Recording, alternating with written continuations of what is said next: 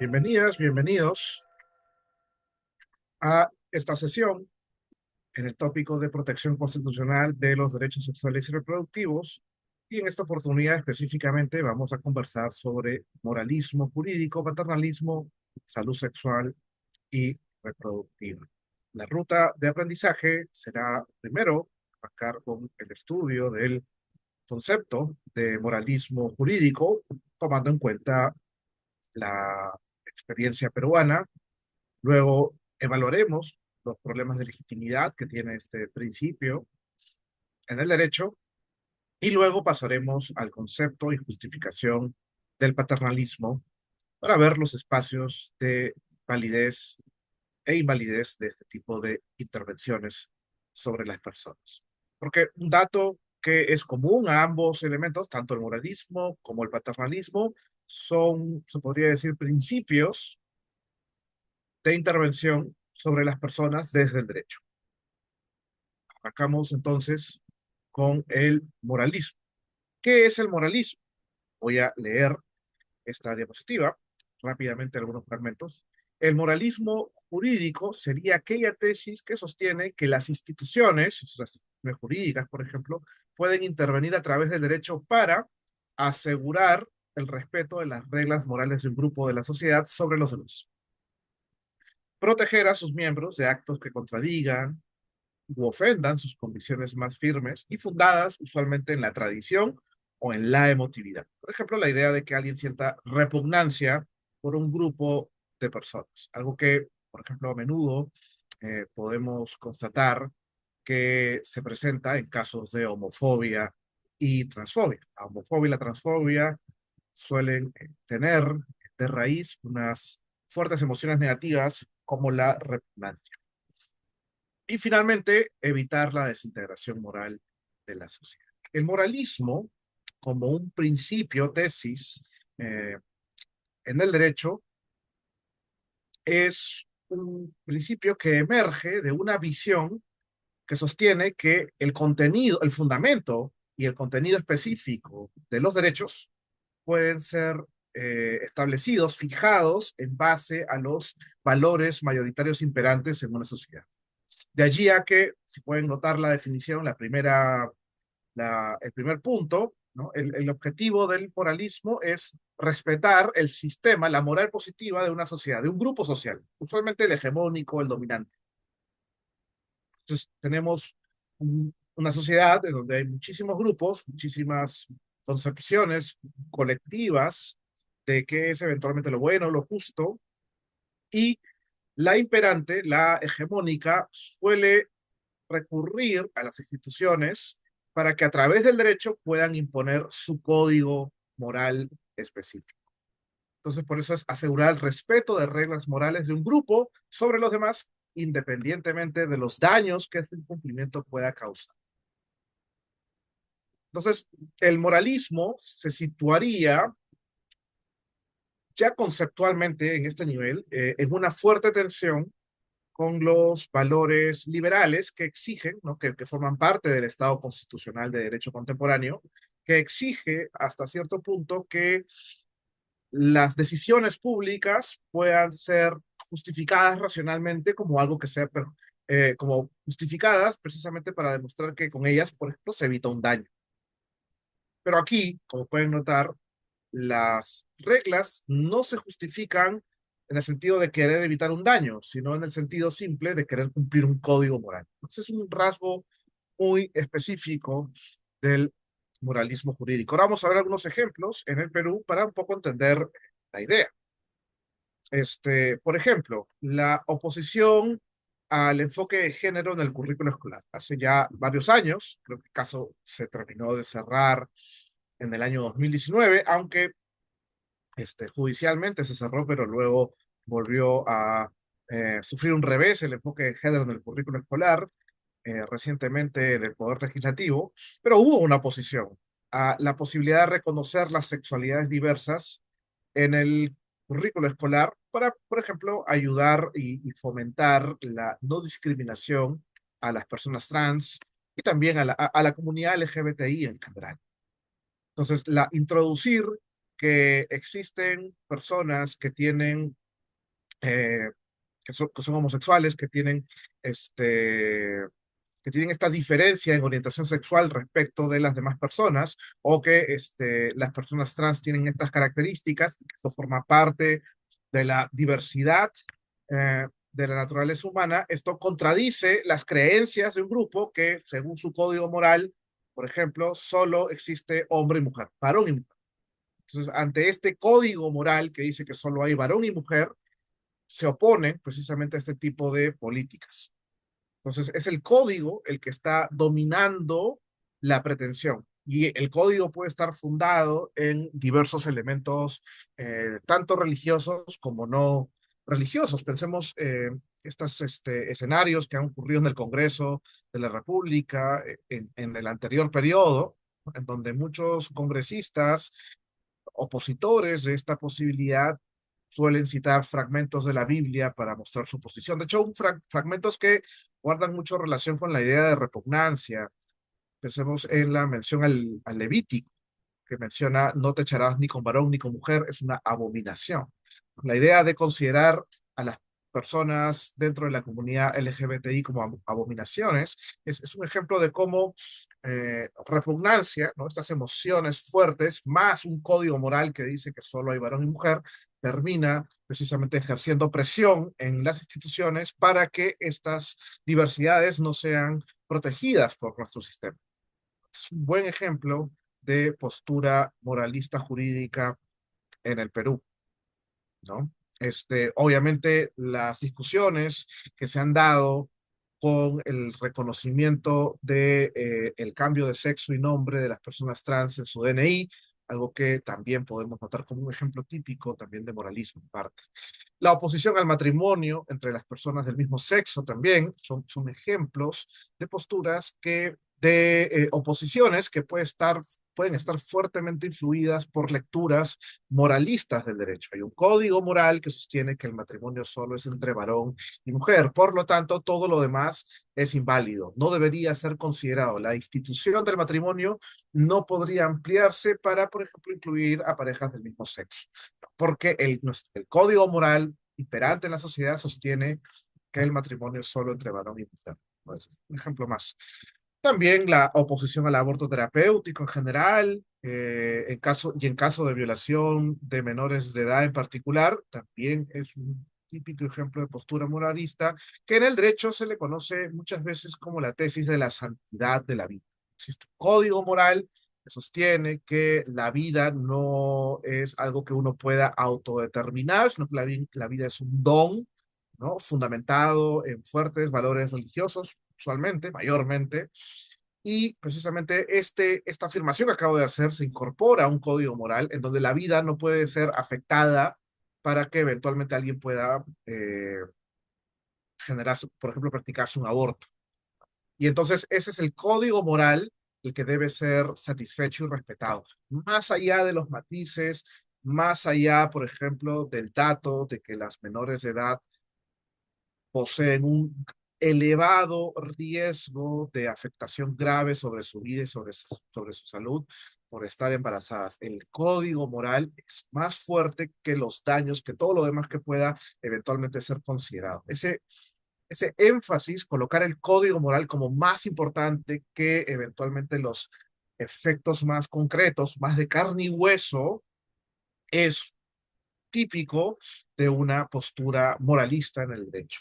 ¿No? Y finalmente, la reciente oposición que se ha dado en el espacio parlamentario a los cuidados paliativos, que también se sustentan nuevamente en la santidad de la vida. Los cuidados paliativos, para quienes no saben, son un conjunto de prácticas médicas que lo que intentan es, ante personas que ya se encuentran desahuciadas, en donde ya no hay ningún esfuerzo terapéutico que pueda ayudar a sostener su salud, simplemente se espera su fallecimiento, pero para que este fallecimiento no venga acompañado de un sufrimiento intolerable previo, se le colocan algunos sedantes que ayudan a que la persona no sienta tanto dolor para que pueda irse de una manera digna. De hecho, los cuidados paliativos entran dentro de la gran categoría de muerte digna. Y por supuesto, un dato importante de los cuidados paliativos, de estos elementos que ayudan a sedar a las personas gravemente enfermas y que no tienen ya una cura, es que los cuidados paliativos suelen acercarse más al momento de la muerte, suelen ayudar a que la persona ya fallezca más rápido, ¿no? Aceleran el proceso. Y entonces hay muchas posturas en contra, precisamente, que sostienen que esto atenta contra la santidad de la vida, y además esto sería una especie de pendiente resbaladiza que a la larga eventualmente terminaría permitiendo la eutanasia, que también suele ser otro tipo de caso que se argumenta desde el punto de vista del moralismo, cuando apelamos a la idea de la vida como un derecho absoluto y que un derecho básicamente inderrotable bajo cualquier circunstancia. Son ejemplos eventualmente de posturas moralistas que vale la pena mencionar para esta sesión. Muy bien, ¿cuáles son los problemas de legitimidad del moralismo en el derecho? En realidad tiene muchísimos. Para muchos juristas, un argumento que posee implícitamente tesis moralistas en realidad eh, es un argumento que no tiene validez en un Estado constitucional.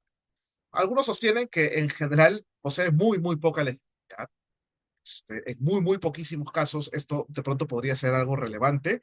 Esto, por ejemplo, puede ser matizado en el ámbito de los pueblos indígenas, pero en general la discusión contemporánea occidental sobre el moralismo jurídico es que carece prácticamente de legitimidad constitucional. Y hay muchísimas razones. Si los derechos, el contenido y el fundamento de los derechos son definidos en base a un grupo mayoritario o imperante, entonces hay un elemento del Estado constitucional que es afectado, que es el pluralismo social. El hecho de reconocer que hay personas y grupos de personas que poseen distintas concepciones de lo que vendría a ser una vida buena, lo justo. Entonces el moralismo afecta esta posibilidad, anula esta diversidad de distintos grupos y distintas personas con distintas concepciones o proyectos de vida. El moralismo choca fuertemente con eso. Pero también es un abuso de poder de la regla de la mayoría, al usar la moral positiva precisamente para imponer prohibiciones u obligaciones a personas que no pertenecen a estos grupos. Y esto es un poco contradictorio, además, con la interpretación que también poseemos de los derechos fundamentales.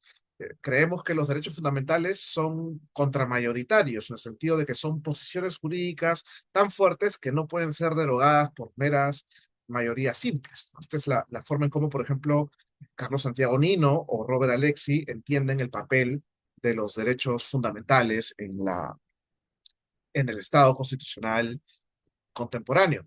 Por supuesto que tampoco respeta el principio de igualdad, porque si hay algunas personas, si el Estado garantiza un código moral en detrimento de otros, está mostrando cierta preferencia por un grupo respecto a los demás. Y en ese sentido hay una afectación a la igualdad. Y de hecho, ese es un problema muy importante que a veces se pierde de vista en las discusiones.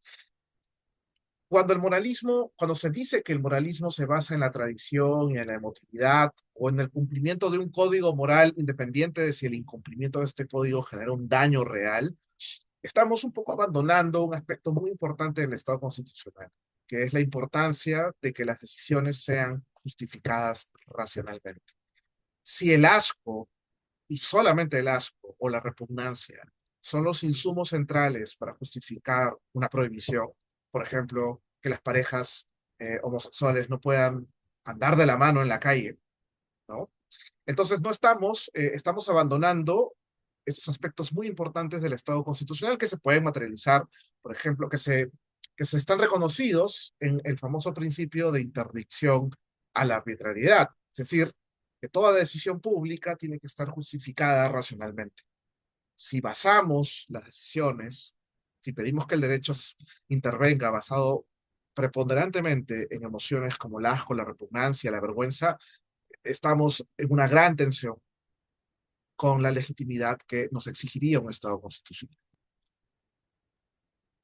Luego, como habíamos visto, el moralismo te pide cumplir un código moral, pero sin preocuparse si el incumplimiento de este pedazo del código moral, de una regla de este código moral, hace algún daño real sobre las personas de carne y hueso.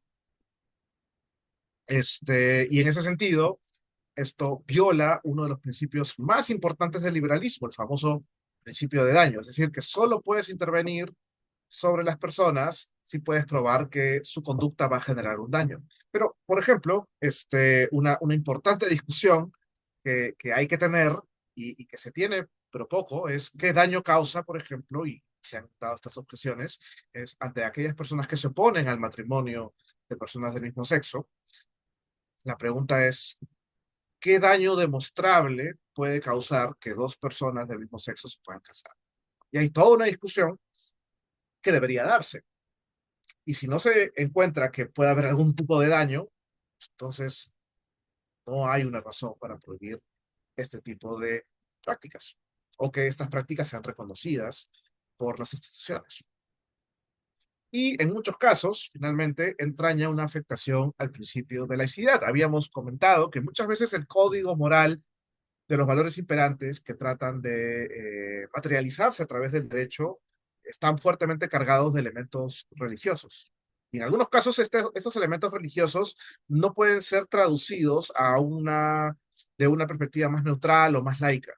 Y muchas veces, y ese es un gran problema, porque un rasgo del principio de laicidad, de la idea de separación entre iglesia y Estado, es que la toma de decisiones públicas por parte del Estado no puede tomar en consideración insumos religiosos, porque precisamente sería la imposición de una visión particular, de un proyecto de vida grupal por sobre todos los demás, incluso que no participan de este proyecto de vida.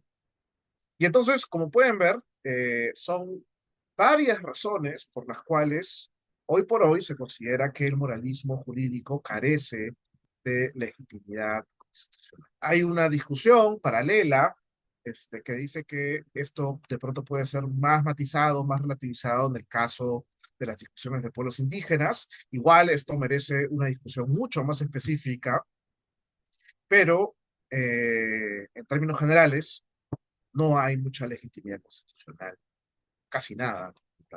No obstante, no perdamos de vista que nuestra cultura jurídica, nuestro sistema jurídico, no deja de mencionar la moral y las buenas costumbres como un elemento para restringir, por ejemplo, contratos o el ejercicio de ciertos derechos fundamentales. Así que no deja de ser cierto que la cuestión de la moralidad positiva de la sociedad carezca de absoluta falta de legitimidad, porque igual nuestro sistema, nuestro ordenamiento jurídico, la menciona constantemente como un elemento de restricción. Así que creo que este punto vale la pena mencionar para no perder de vista lo que ocurre en nuestro sistema. Y bueno, pasamos a la siguiente, que es el paternalismo, la siguiente forma de intervención. Mientras, si se dan cuenta, el moralismo es una forma de intervención que suele proteger un código moral preponderantemente, ¿no? El paternalismo es más bien un principio que busca proteger a las personas de ellas mismas, restringiendo su libertad o agencia o autonomía por su propio bienestar. Ese es un dato muy, muy importante. Un ejemplo en el ámbito de la salud, por ejemplo, puede ser el hecho de que eh, existan muchos medicamentos que no se pueden comprar si es que no posees una receta médica. Ese es un típico ejemplo de medida paternalista. Otro ejemplo en el ámbito de la salud, que estés obligado a abrocharte el cinturón de seguridad cuando viajas en un automóvil. Si se dan cuenta, es una norma, es una restricción que lo que busca es proteger al beneficiario de él mismo. En el primer caso, evitar los riesgos y los peligros de la automedicación, es decir, el hecho de yo tomar medicina sin receta médica me puede hacer daño a mí mismo y hay que evitar ese daño, ¿no? Y en el otro caso, es también evitar un daño ocasionado por una conducta temeraria, ¿no? Por ejemplo, manejar por una carretera sin cinturón de seguridad.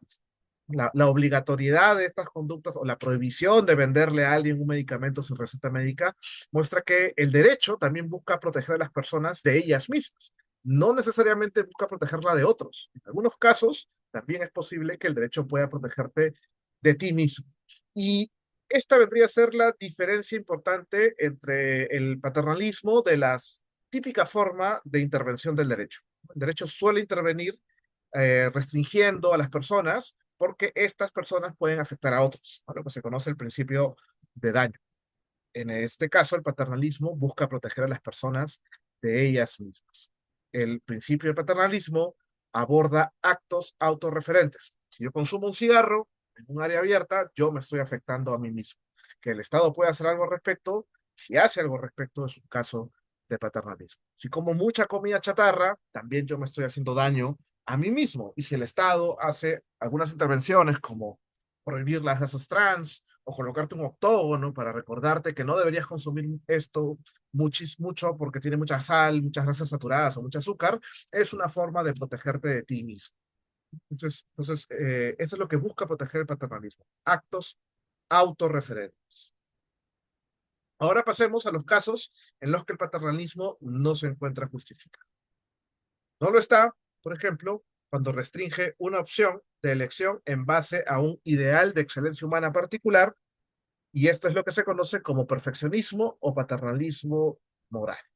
Es decir, no puedes proteger a una persona de sí misma creyendo que está llevando un proyecto de vida que no es la idea óptima que uno considera. Si razonamos un poco de esa manera, estamos cayendo en lo que se conoce como perfeccionismo o paternalismo moral. Vamos a ver varios ejemplos. Uno podría ser el caso de Ugarteche versus Ranieri, el caso del reconocimiento de un matrimonio entre personas del mismo sexo celebrado en el extranjero. Hay una mención, por ejemplo, de la ex magistrada Ledesma y el ex magistrado Ramos, que en paz descanse, en donde precisamente alertan de esta postura, que fue un poco la postura de la mayoría, que declaró que no favoreció a Ugarteche y su esposo, ¿no?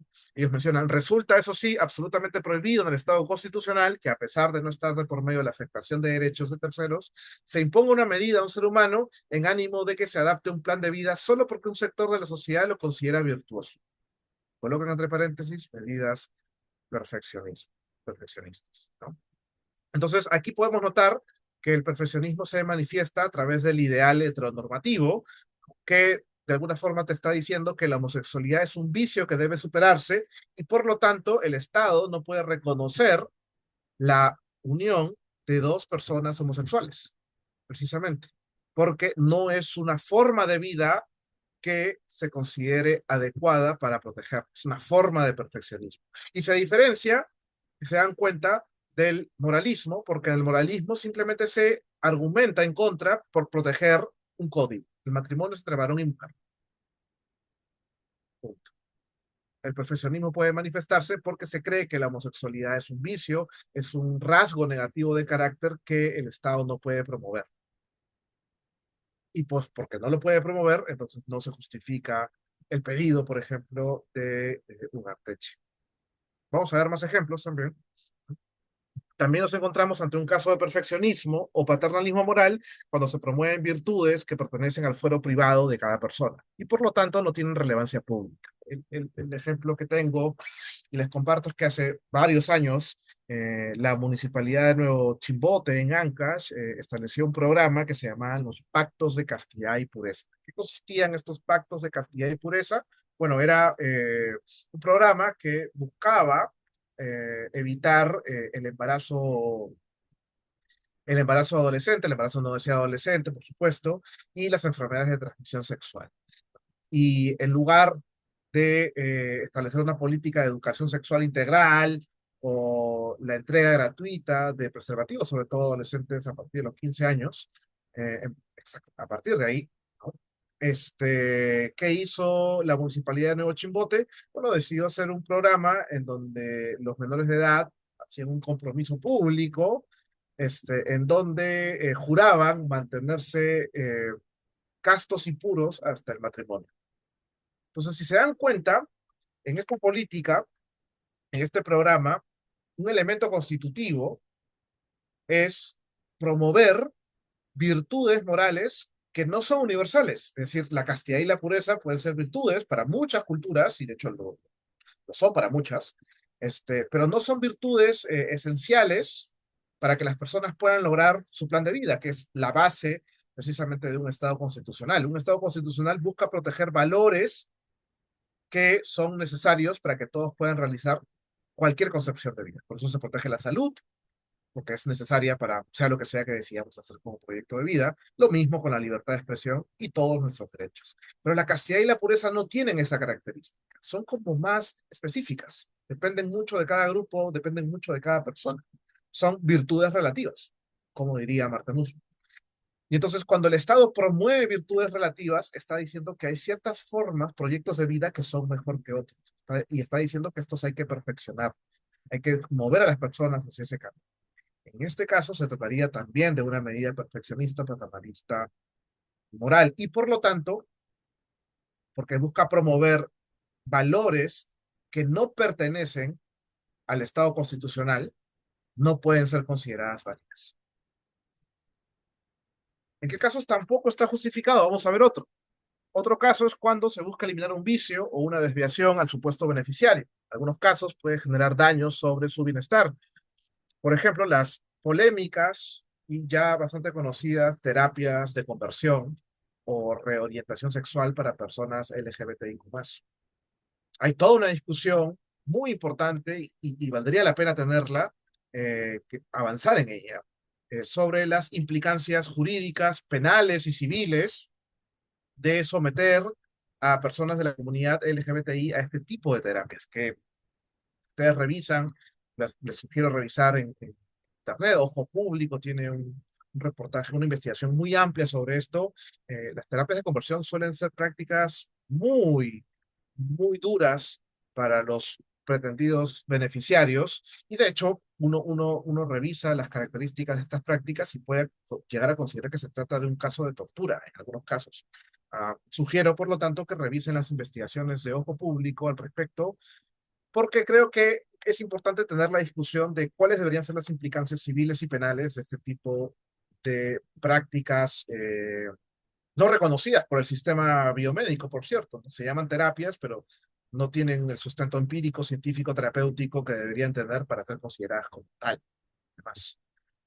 Pero sí pueden ver la diapositiva, ahí pueden ver la cadena de razonamiento de por qué precisamente las terapias de conversión tienen esta naturaleza perfeccionista o paternalista moral, ¿no?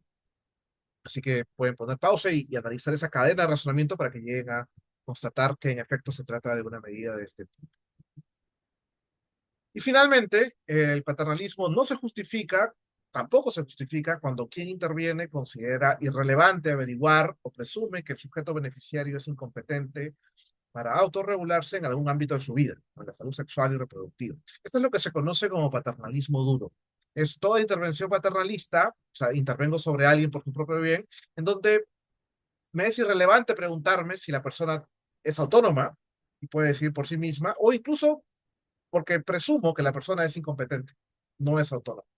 Y el ejemplo más doloroso y que ya tiene una respuesta de nuestro sistema jurídico es precisamente el caso de las esterilizaciones forzadas a mujeres indígenas durante la década de los 90.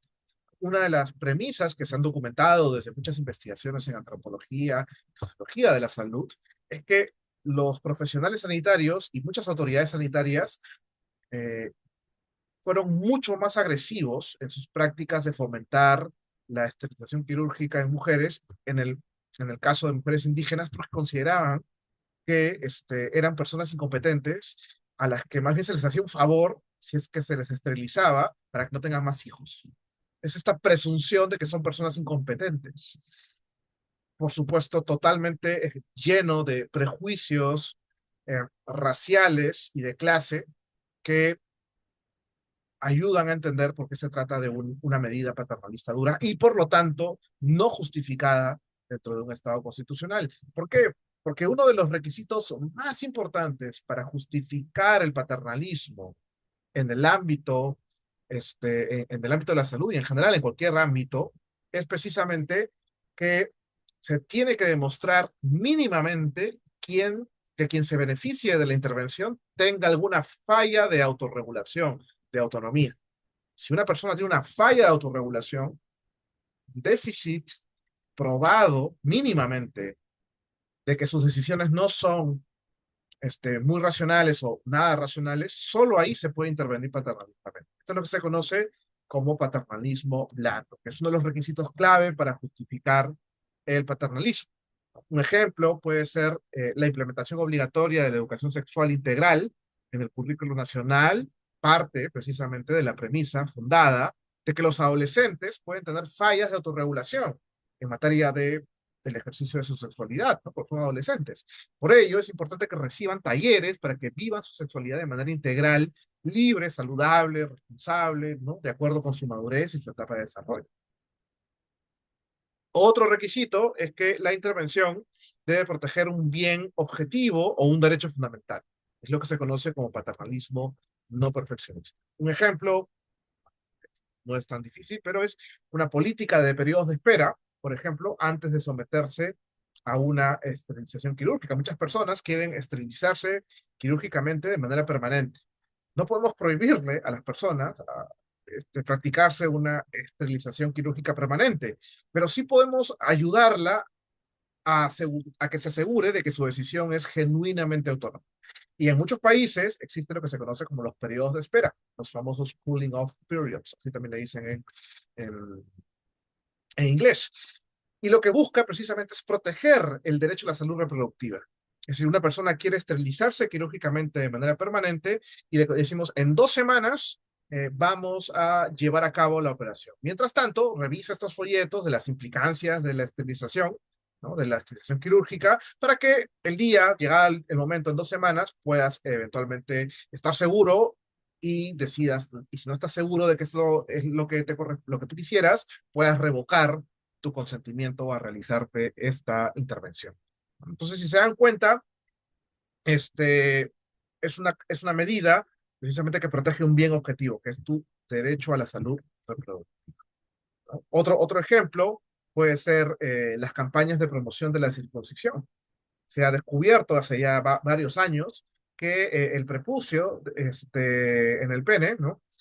Contiene un montón de células receptivas que incrementan la probabilidad de tener enfermedades de transmisión sexual, en particular el VIH. Y se sabe que la circuncisión ayuda precisamente a reducir este riesgo.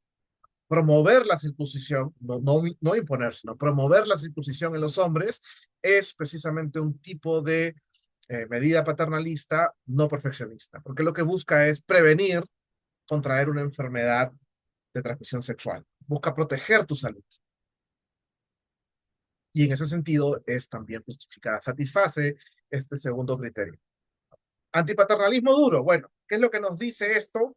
El antipaternalismo duro nos dice que cuando uno evalúa medidas paternalistas debe tomar en cuenta otras alternativas para abordar integralmente el problema y asegurarse que la falla de autorregulación, de autonomía de los beneficiarios explica parte de todo lo que está ocurriendo negativamente sobre ellos. Es lo que se conoce como antipaternalismo duro. Un ejemplo que creo que vale la pena mencionar, porque ya lo vi, ya es un ejemplo bastante común y bastante estudiado, pensemos en una campaña de sensibilización, de información para mujeres de bajos recursos, en donde se enfatiza la importancia de usar métodos anticonceptivos ante el incremento de embarazos no deseados y aumento de enfermedades de transmisión sexual. ¿No? Esta política paternalista, en efecto, porque busca que las mujeres se cuiden a ellas mismas, ¿no? Que no se afecten a sí mismas, puede llegar a ser irrelevante, porque de pronto el problema no es individual, y de hecho no lo es. Suele no ser un problema de conductual de las mujeres, de falta de conciencia, de falta de información, de falta de autorregulación.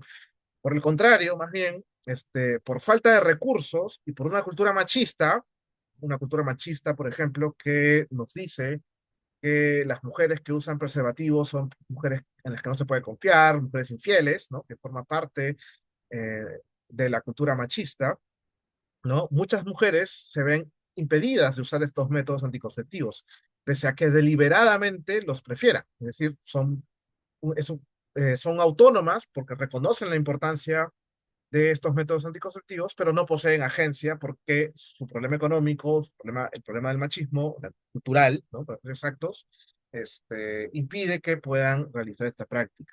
Y en este caso, entonces, una medida paternal o que el Estado concentre sus esfuerzos en sensibilizar e informar a las mujeres, no parece ser necesario. Es decir, ahí no está el problema. Es como ya lo saben, ya son conscientes y tienen suficiente información sobre el tema. El problema no es el factor conductual, es el factor cultural y el factor económico. Entonces, la medida paternalista no sería necesaria para abordar precisamente los determinantes, los factores que están ocasionando el problema público, porque este es un problema más de determinantes económicos y culturales de la salud que un problema conductual individual de las mujeres que no están usando porque no lo saben o porque no tienen suficiente autocontrol sobre él. Entonces, el antipaternalismo duro lo que te pide es eso, toma en cuenta otras alternativas. El paternalismo democrático, por supuesto, te pide que las medidas sean deliberadas, es decir, que de preferencia las decisiones, las políticas paternalistas hayan sido tomadas por tomadores de decisión pública que tengan cierta legitimidad democrática. ¿No? Esto, por supuesto, posee excepciones, ¿no? Porque hay circunstancias de urgencia que hacen que las medidas paternalistas sean necesarias, pero no hay posibilidad de deliberarlas. Esto suele ocurrir en el ámbito bioético clínico, pero en general se reconoce este como un requisito muy importante. Y finalmente, un requisito clave también es que la medida funcione.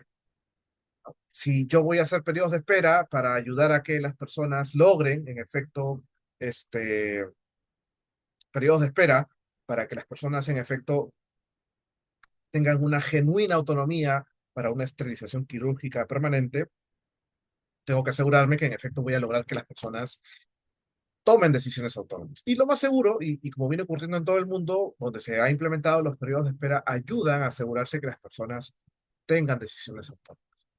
Da la opción a otros a poder revocar su decisión de esterilizarse y también permiten que la persona que está totalmente segura, porque ya pasó tiempo y ha reflexionado, ha leído los folletos, ha entendido las implicancias, también pueda realizarlos. Entonces, logra su fin, es idónea. Y bueno, hay otros criterios, ¿no? Que están acá los adicionales, lo que se conoce como paternalismo débil, mixto y paternalismo de medios. ¿No? Un paternalismo débil sería precisamente que las restricciones sobre la autonomía y la libertad y la agencia de las personas no impongan costos elevados a estos bienes. ¿No? De hecho, los periodos de espera son un buen ejemplo de medidas paternalistas débil, porque retrasar 2 semanas una decisión tan importante como una esterilización quirúrgica es realmente importante, ¿no? Este, pero no es una restricción que impida a la persona realizar la intervención médica. No impide que la realice y realmente no es un tiempo tan largo, 2 semanas, 3 semanas, una semana, no es un tiempo tan prolongado que impida que la persona pueda realizar su acto libre y de manera autónoma. Entonces, ahí podríamos decir que los periodos de espera son un tipo de medida paternalista débil. Paternalistas mixtas, ¿qué significa? Que la medida pueda ser defendida también por otras razones, además de las paternalistas. Por ejemplo, la promoción de preservativos sirve para proteger a una beneficiaria de enfermedades de transmisión sexual, de embarazos no deseados, que tiene que ver mucho, ¿no? Una mujer beneficiaria que reciba la promoción de preservativos, en efecto, ayuda a reducir sus riesgos sobre sí misma de enfermedades de transmisión sexual y embarazos no deseados, pero también protege a sus parejas sexuales de contraer enfermedades de transmisión sexual. Y en ese sentido, también se protege a otros. Entonces, es una medida, se conoce como paternalista mixta, porque logra propósitos valiosos además de las razones paternalistas.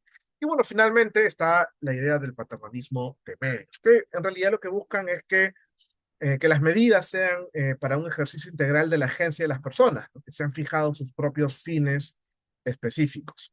Nuevamente, vamos a los periodos de espera, ¿no? Los periodos de espera para esterilización quirúrgica permanente buscan asegurar al beneficiario de que realmente manifiesta una preferencia autónoma, tanto volitiva como críticamente, de someterse a dicha intervención.